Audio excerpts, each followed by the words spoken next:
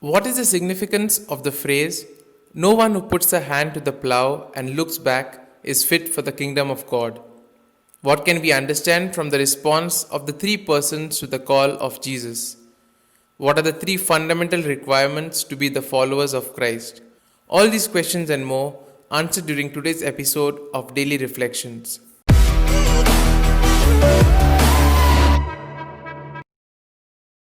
Today's Gospel reading sees Jesus sifting some of the applicants who wish to follow him. Does the candidate have what it takes?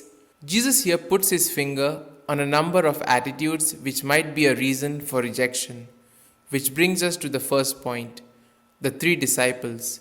To the first person who wants to be his disciple, Jesus asks him to divest himself of everything.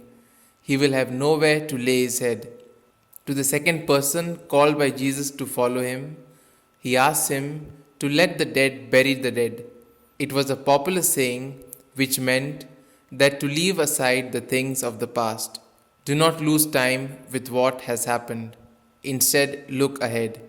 After having discovered new life in Jesus, the disciple should not waste his time on what has happened in the past. This theme was also in Genesis chapter 19, verse 17, as Lot was instructed. In the sacrament of reconciliation, we see this as well. It is important to have detachment from sin as well as contrition. Do not look back and see the past as something to yearn for, but instead live the sin of the past and look to follow Jesus.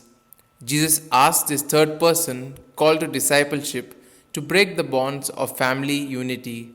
Jesus is more demanding than the prophet Elijah, who allowed Elisha to greet and take leave of his parents. This also means to break the nationalistic bonds of race and the patriarchal family structure, which brings us to the next point, three fundamental requirements. Those wanting to be disciples of Jesus have to keep in mind the following: to abandon material goods, not to be attached to things of the past, and to break away from the family bonds. In reality, nobody, not even one wishing to do so, can break the family bonds or break away from things lived in the past. What is asked is to know how to reintegrate everything, that is, material goods, personal life, and family life, in a new way around the new axis, which is Jesus and the good news of God which he has brought to us. Jesus lived and became aware of what he was asking of his followers. Jesus set out resolutely for Jerusalem as the time drew near for him to be taken into heaven. He was facing the time of his passion, and so was understandably impatient with the excuses given by those who were declining to follow him. Only a truly free person can do this, because such an exodus presupposes the dedication of one's whole life for the brothers. Which brings us to the third point, the immediate response. For Jesus, the task is urgent and all-embracing.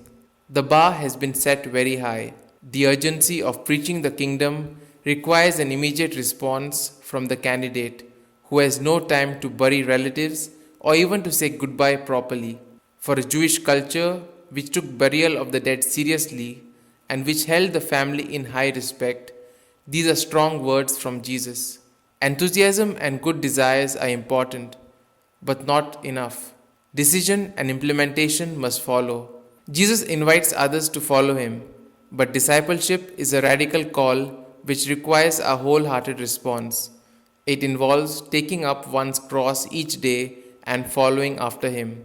We can contrast the total commitment of Jesus to doing his Father's will with the preconditions and qualifications which we can make in response to his call to discipleship.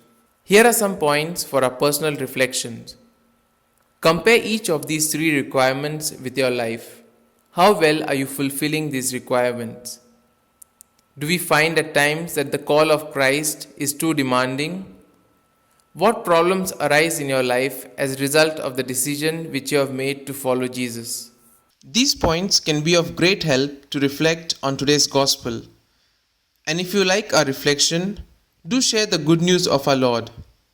Have a good day, and may God bless you all. Amen.